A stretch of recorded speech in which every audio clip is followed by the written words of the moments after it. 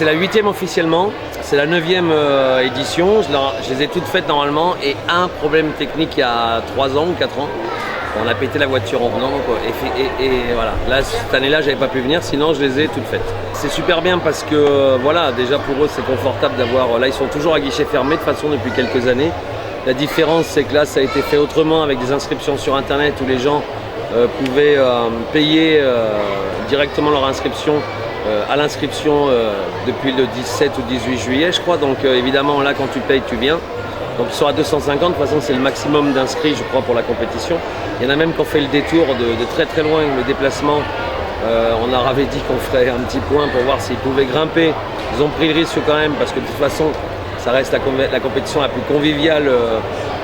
C'est chaperonné quand même FFME, mais pas chaperonné mais aidé ou au calendrier FFME, mais par contre c'est la plus conviviale et unofficielle on va dire, même s'il y a une compétition expert. Par contre, au niveau du plateau, on a la chance d'avoir Sean McCall qui gagne 2 années de suite, surtout qui est champion du monde du combiné il y a 15 jours à Guironne. On a Super Gauthier qui a terminé 8e de la finale des championnats du monde, l'autre français, et qui en moyenne tourne dans les 7 meilleurs grimpeurs de la Coupe du Monde toute la saison. On retrouve évidemment Félix Neumarker, qui est l'Allemand qui terminait 2e l'année dernière, même s'il a un petit souci au doigt. Il reste quand même super impressionnant. Puis après, Manu Lopez, bien sûr Kevin Aglaé le niçois. On retrouve aussi Thomas Juanes, qui est un des super talents lyonnais, qui a gagné plusieurs Coupes d'Europe quand il était jeune, et bien d'autres. Et chez les filles, on a toujours Mathilde Becerra qui gagne l'année dernière, mais on a la surprise d'avoir Hélène Janico, qui est quand même actuellement la meilleure française. Elle termine 4e des championnats du monde à Guironne, et elle fait des podiums cette saison encore. Avec des sacrés athlètes qui sont durs à aller chercher chez les filles. Donc voilà, c'est juste le bonheur.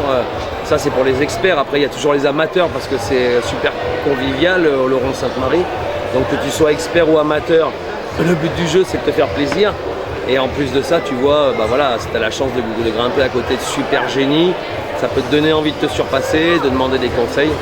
Enfin, on est à 1 an des 10 ans. On ne pourra pas faire plus d'inscrits, mais franchement, chapeau encore au Laurent. L'année prochaine, je vais rentrer en seconde, je pense à Oloron, une seconde générale en S ou ES, je sais pas trop.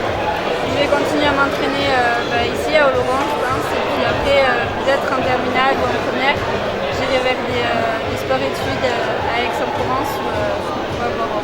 Je crois qu'aujourd'hui, il ne peut pas y avoir une grosse association telle que le Mur, sans vestiaire, et donc l'année prochaine, pour le 10e, la mairie a fait l'effort de pouvoir faire tout pour que les vestiaires soient là, et aussi le CES, donc le Centre d'Excellence Sportive, qui a été désigné par M. Paillasson au Laurent, qui a désigné au Laurent sur une durée de 3 ans pour vraiment fédérer, apporter de nouveaux champions donc, pour le Mur. C'est très bien, des champions pour commencer de 8 à 13 ans. Donc le Mur a 3 ans vraiment pour avoir des résultats de très haut niveau pour pouvoir pérenniser ce centre d'excellence sportive.